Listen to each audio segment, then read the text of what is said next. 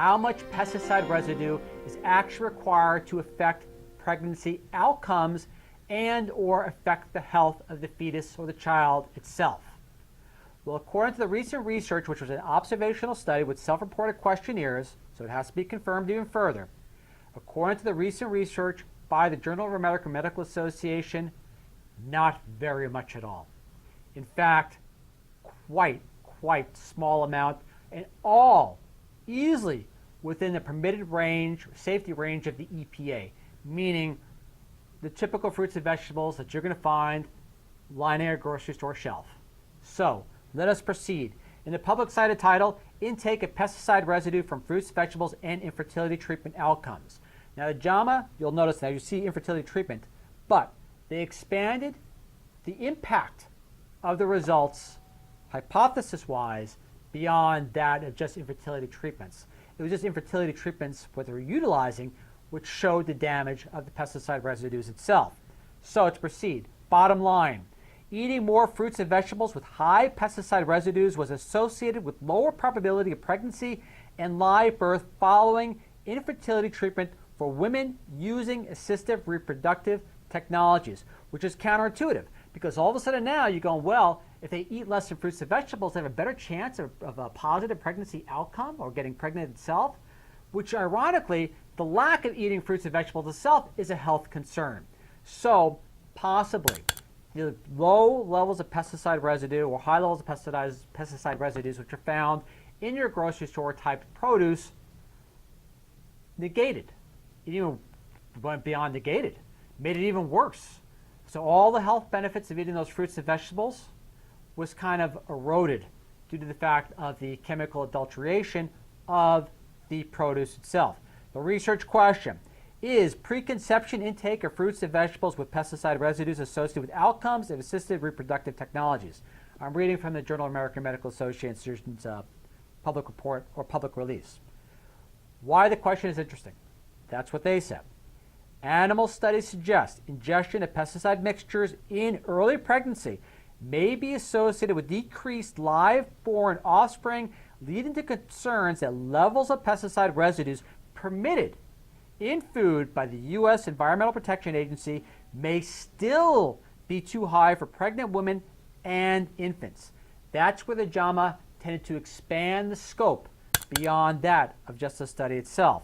Now I want to read the abstract so you get an idea of how little they had to consume in order to negatively affect pregnancy or fertility outcomes. Results. In 325 participants, mean age, of the body mass, so on and so forth, and low pesticide residues.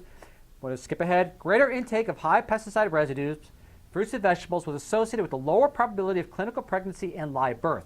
Compared with women in the lowest quartile of the high pesticide fruit and vegetable intake, less than 1 serving a day. Women in the highest quartile, doing greater than or equal to 2.3 servings a day, had 18% lower probability of clinical pregnancy, look at the confidence range as well, and 26% lower probability of live birth. Intake of low pesticide residue fruits and vegetables, meaning the ones in the lowest quartile, regardless of the amount of fruits and vegetables they ate, was not significantly related to what's called ART or assistive reproductive technologies. Meaning as long as we're eating organic or basically pesticide-free foods, it didn't have any impact, and they got to utilize the health benefits of the fruits and vegetables from their common daily intake. Once pesticides were added, or pesticide residues were increased, you see what happened in regard to the results. Study conclusions, basically quoting the research.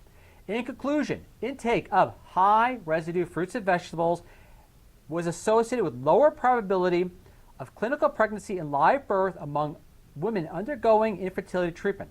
Our findings, according to the researchers, are consistent with animal studies showing that low-dose pesticide ingestion may exert an adverse impact on sustaining pregnancy. Because, to our knowledge, this is the first report of this relationship to humans, confirmation of these findings is warranted. Back to the abstract real fast. You notice the amount of servings of fruits and vegetables per day on the high end, 2.3. The daily recommended amount of servings of fruits and vegetables by the government itself is 5. So women at the highest end on the self-reported questionnaire intake of fruits and vegetables was still probably half as much as basically the requested daily requirement of 5 fruits and vegetables. Meaning, if they were getting the required fruits and vegetables on a daily basis that had high pesticide residue, I wonder how these results would have turned out anyways.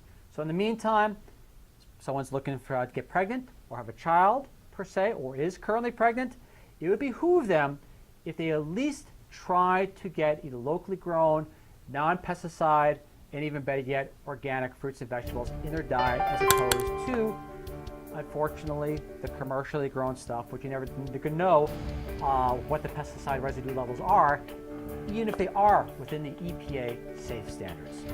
Again, this is Ralph Channel signing off. I hope you find this information of use. Abstract's going to be there. Citation, DOI is going to be there, so you can follow a link on your own and research it as you see fit. Again, look forward to see you all again in 7 days, and catch you next time. Bye.